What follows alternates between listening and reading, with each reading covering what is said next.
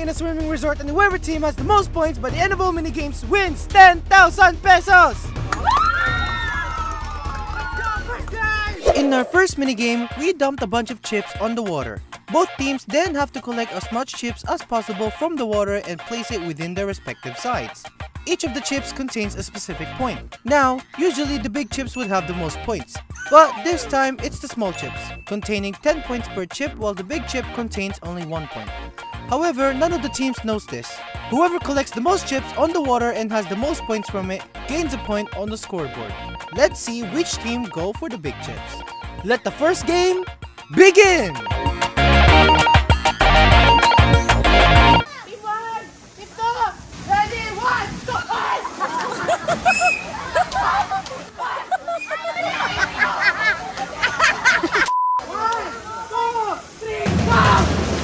Kamay lang ka! Kamay lang!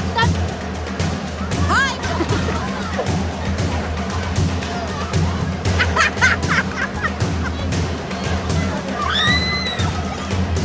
Tambol doon! Tambol!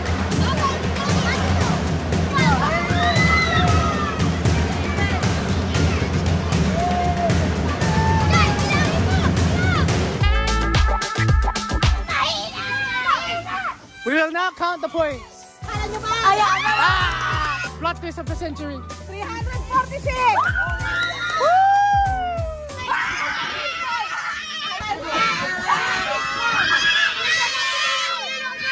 Hey! 260!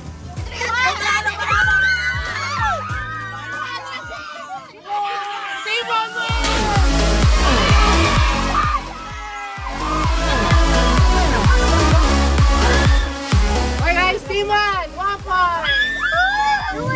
What team are you? 1. Next game!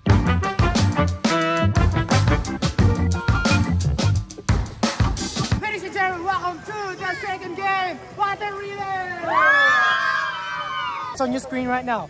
In the second minigame, both teams have each been given a plastic cup. The player on the front have to collect water and pour it onto the person behind them over their head, without looking, until it reaches the last person in line. The last person will then have to fill the water pitcher behind them, without also looking. Whoever team fills the water pitcher first gains a point in the scoreboard. Let's see which team does it first. Let the game begin!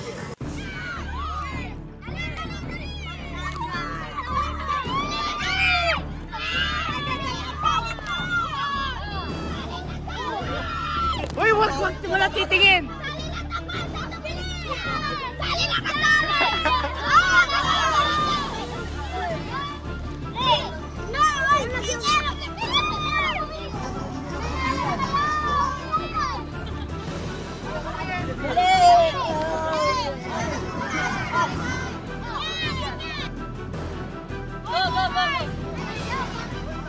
How is the process? How do you think? What do you think is happening? What's happening? Ang hirap! In English! Ewan ko! Diba, it's almost going! Ladies and gentlemen, Team 1 is almost full! Ah, there it is!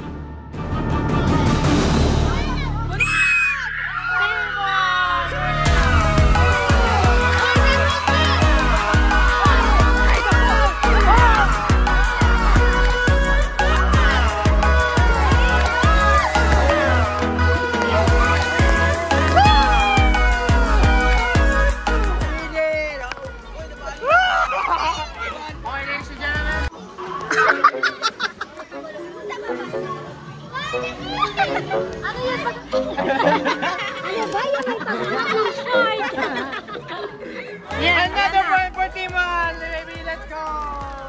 Okay guys, commercial break guys.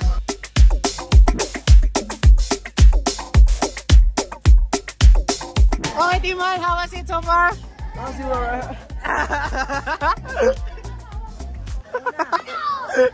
How was it, man? Speak English!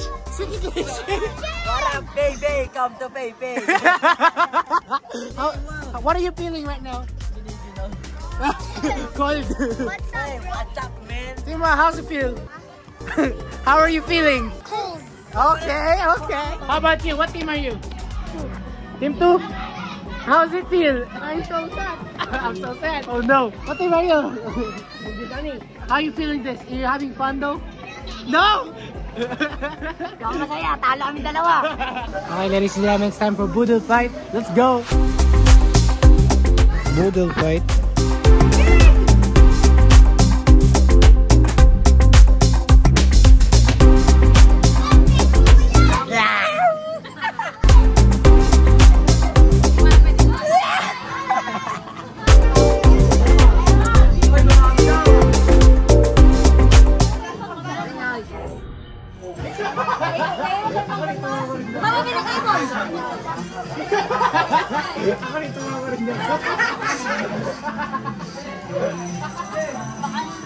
Oh, hey, it's this girl's birthday.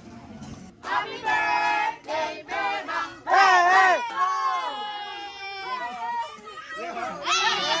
hey! There's so many birthdays in January, so we decided to sing for them. Let's go! Happy birthday to you! Happy birthday to you!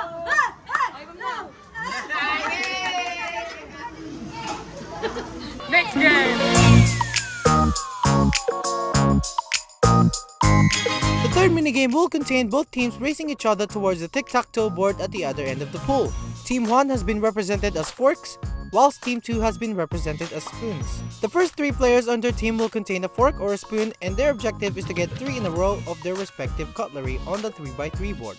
If the first 3 players have won and none of the teams has made 3 in a row, the remaining players on both sides then can adjust their respective cutlery until they get 3 in a row. Whichever team gets 3 in a row first gains a point on the scoreboard. Let the third game begin.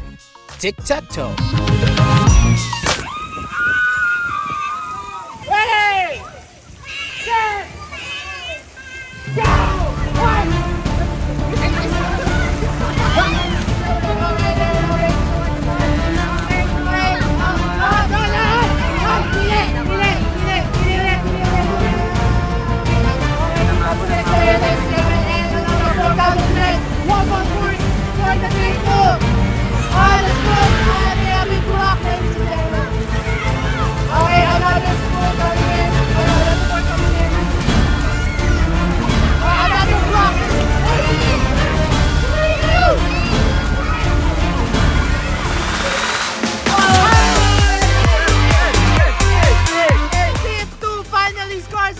Ladies and gentlemen!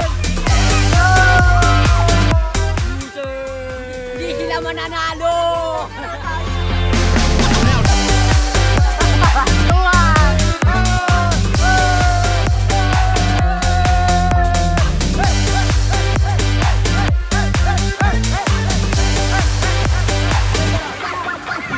Tutuhan, ladies and gentlemen! Tutuhan! Shout out din!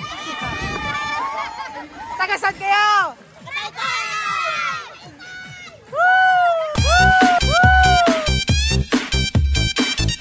Okay, what is the feeling of defeat? They're weak, 2-0. Oh, no, 2-1. 1-1. One more win for your team. It's just luck. Oh, shit! I'm so happy, I'm so feeling. What? Okay, man, what is the feeling of victory? Finally. Yeah! Next game! Game number 4!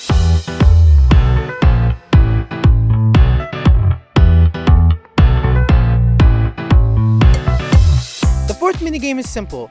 All players on both teams need to dive underwater, and whichever team has players lasting underwater the longest gains a point on the scoreboard. Hold your breath, it's time for the fourth game. Welcome back to Game 4, ladies and gentlemen. Best to live underwater wins 10,000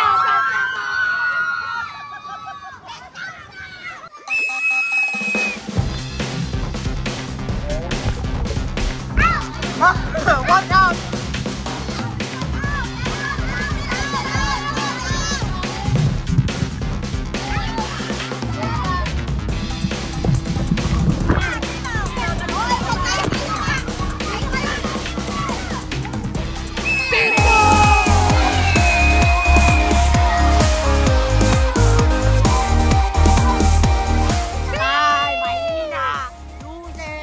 How'd you think of that Game 4? Scam yun, scam. It's a scam! Last game! With our fifth and tie-breaking game, both teams has one player at the back of their respective lines. They're the ones that see a specific drawing drawn by us. They then have to mimic that drawing and trace it onto their team member's back until it reaches the person at the front. Whoever's at the front has to then draw what they think the drawing was on the whiteboard at the front. Whoever team has the most accurate drawing takes the game. It's not a race, but a run for accuracy. Let the final game begin! Welcome back to game number 5. This is a tiebreaker round for 10,000 pesos! We got team 1, team 2, on your marks! Start!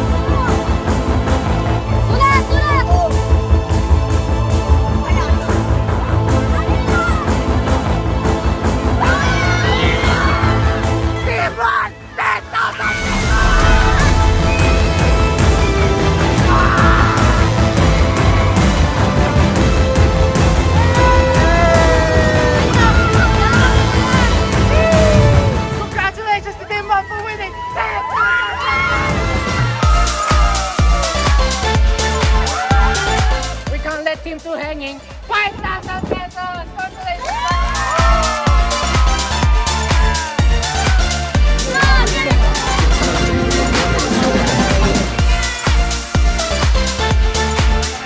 Subscribe, like, share, comment.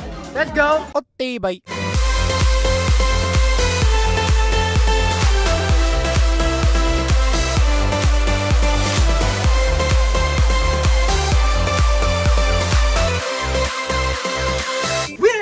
Swimming resort and whoever